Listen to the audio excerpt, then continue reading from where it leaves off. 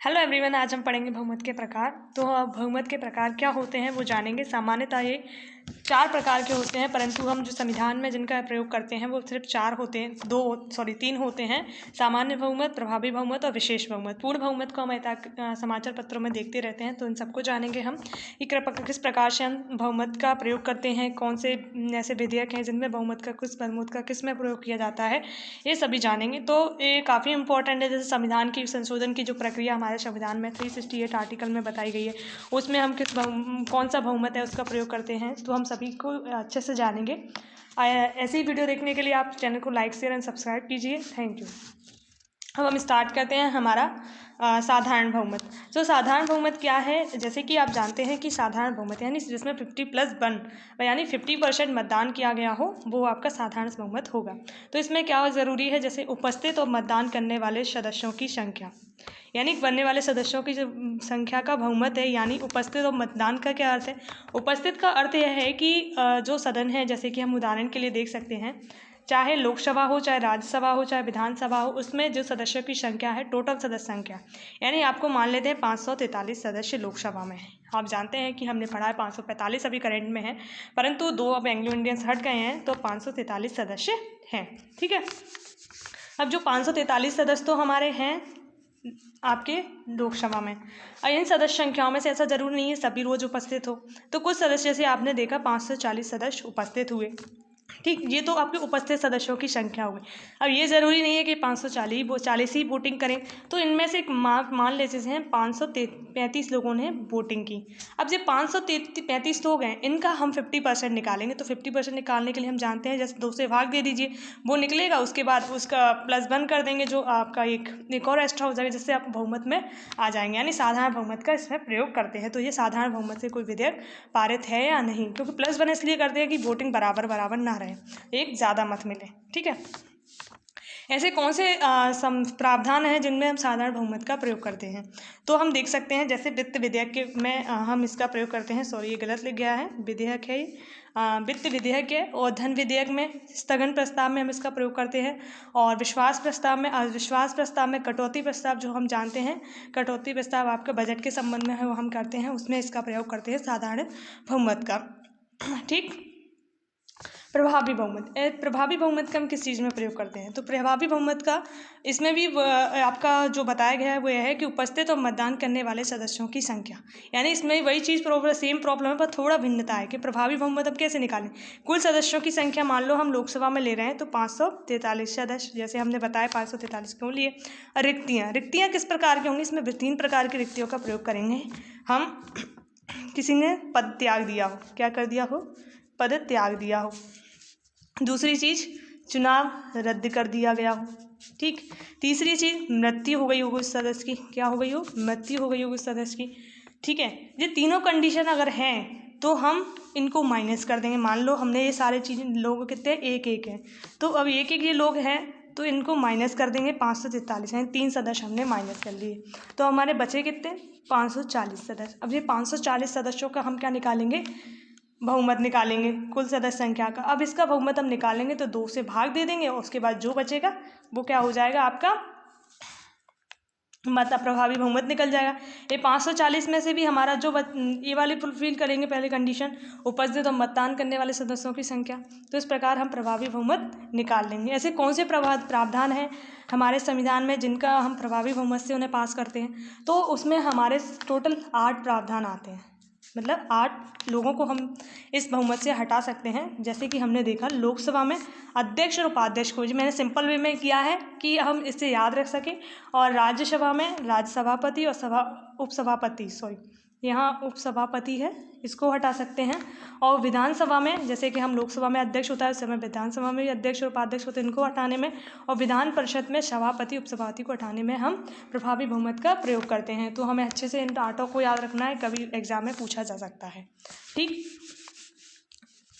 अब हम नेक्स्ट पढ़ेंगे पूर्ण बहुमत। हालांकि इसका वर्णन संविधान में नहीं है, परंतु हम समाचार पत्रों में पढ़ते हैं। जैसे भी कोई नई गवर्नमेंट बन के आई, क्या वो पूर्ण बहुमत में है? समाचार पत्रों में आता रहता है, तो आपको पता होना चाहिए पूर्ण बहुमत में क्या होता है। तो पूर्ण बहुमत में हमने 50% वोट प्राप्त किए हैं, यानी कि ये टोटल सीटों के, और +1।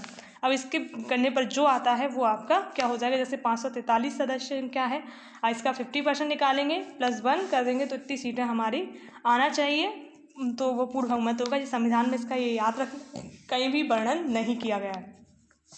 अब विशेष बहुमत।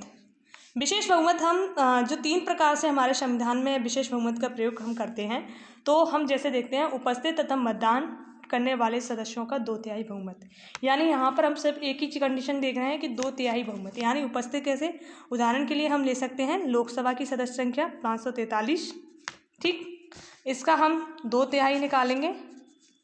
243 तो है, पर इसका हमें क्या चाहिए, पहले तो हमें ये देखना होगा कि ये उपस्थित और मतदान करने वाले सदस्य कैसे, जैसे हम जानते हैं कि उपस्थित कितने भी रहे और पर उनमें से सिर्फ 540 यानी 543 उपस्थित रहे थे, परंतु 540 ने वोटिंग की, ठीक है।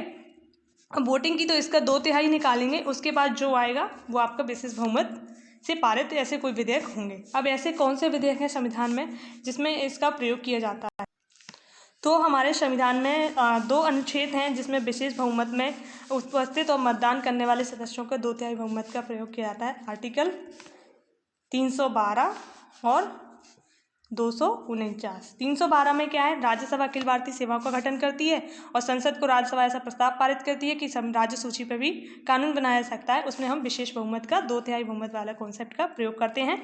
इसमें हमने उपस्थित मतदान करने वाले सदस्यों की संख्या और उसमें से 2/3 होना चाहिए, उसका इसमें 2 अनुच्छेदों का हम इस प्रकार से संशोधन करते हैं, ठीक है।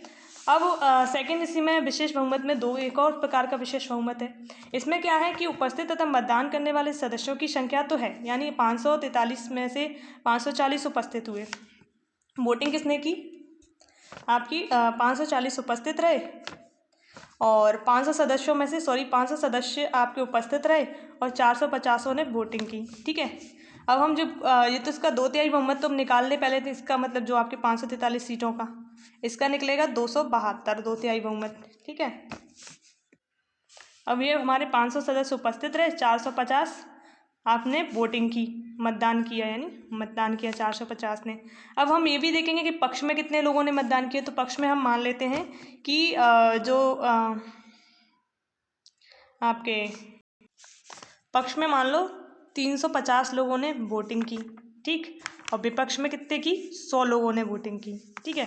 अब 450 का हम 2/3 निकालेंगे, हम ये देखेंगे कि ये 2/3 है या नहीं, 350, तो इसका 2/3 यानी 300, यानी ये 2/3 से ज़्यादा लोगों ने पक्ष में वोटिंग की है, ये तो कंडीशन फुलफिल हो गई, ठीक है, 2/3 है।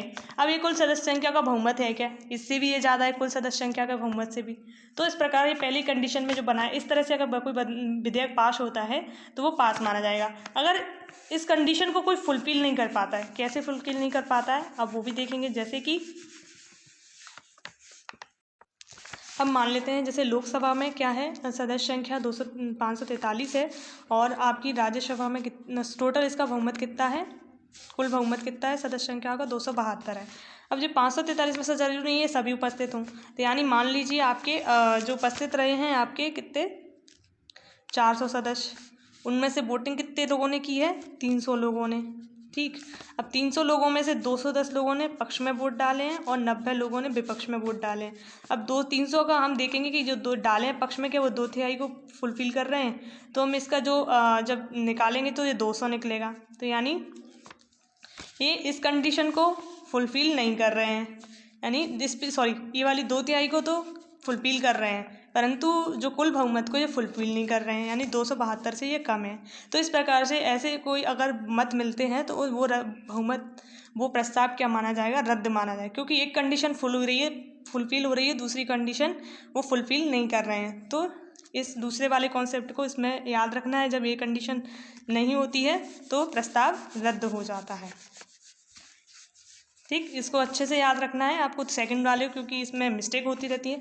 अब ऐसे कौन से प्रस्ताव हैं जिसमें इसका प्रयोग किया जाता है, तो जैसे कि हम देख सकते हैं सुप्रीम कोर्ट और हाई कोर्ट के जजों को हटाते हैं, उस प्रस्ताव में हम इसी का प्रयोग करते हैं, ठीक है। सेकंड CAG हमारा कंप्ट्रोलर ऑडिटर जनरल है, उसको हटाने में हम इसका प्रयोग करते हैं, ठीक है। और आपका चुनाव आयोग के अध्यक्ष को हटाने में हम इसका प्रयोग करते हैं, के अध्यक्ष को हटाने में हम इसका प्रयोग करते हैं, ठीक है। इतना याद रखना है। हम अब जो तीसरा वाला है ये सबसे खतरनाक है। ऐसा पॉसिबली बहुत कम हो पाता है इस तरह के विधेयकों को मतलब इस तरह के प्रस्ताव से किसी को हटाना हो या फिर कोई संशोधन करना हो। ठीक है, इसमें हम क्या देखते हैं, कुल सदस्य संख्या। इसमें ये नहीं है कि उपस्थित होना है, मतदान करना, इसमें आपकी टोटल संख्या। मान लीजिए लोकसभा में कितनी है, 543 सदस्य हैं, तो ये पूरे के पूरे उपस्थित होने चाहिए। इसका 2/3 निकालेंगे। ठीक है, जब इसको हम डिवाइड करेंगे तो 362 आएगा, यानी 362 लोग उपस्थित होना कंपलसरी है इस पूरे का। तो ये ऐसे प्रस्ताव पारित करने के लिए हमें ये वाला बहुमत का प्रयोग करते हैं। अब ऐसा बहुमत से कौन से प्रस्ताव पारित किए जा सकते हैं, तो इसमें सिर्फ एक ही आर्टिकल में इस तरह से हम संशोधन करते हैं, वो आर्टिकल 61। अब सभी को याद आ रहा होगा आर्टिकल 61 क्या है, तो महाराष्ट्रपति को महाभियोग से हटाने की प्रक्रिया, महाभियोग का प्रयोग करते हैं हम इसमें। तो अभी तक हमने देखा है कि कोई भी राष्ट्रपति हमारा इस प्रक्रिया से नहीं हटा है, तो उसका मेन कारण यही है कि हमें टोटल सदस्य संख्या का 2/3 बहुमत चाहिए रहता है। तो ऐसा कभी नहीं रहता कि पार्लियामेंट में टोटल सदस्य उपस्थित हुए हों राष्ट्रपति को हटाने के लिए। तो हमने इस प्रकार सभी संशोधन जाने। ठीक है, हम जो विशेष बहुमत का प्रयोग करते हैं, तो वो विशेष बहुमत का प्रयोग हम संविधान में संशोधन करने के लिए करते हैं ज़्यादातर केसों में, क्योंकि संविधान में संशोधन हम विशेष बहुमत के द्वारा ही करते हैं। साधारण बहुमत का हम प्रयोग कई सारे प्रस्तावों को पास कराने में करते हैं। ठीक है, तो अगर आपको वीडियो अच्छी लगी हो तो लाइक शेयर एंड सब्सक्राइब कीजिए, और ऐसी वीडियो देखना चाहते हैं तो चैनल को सब्सक्राइब जरूर कीजिए। And thank you.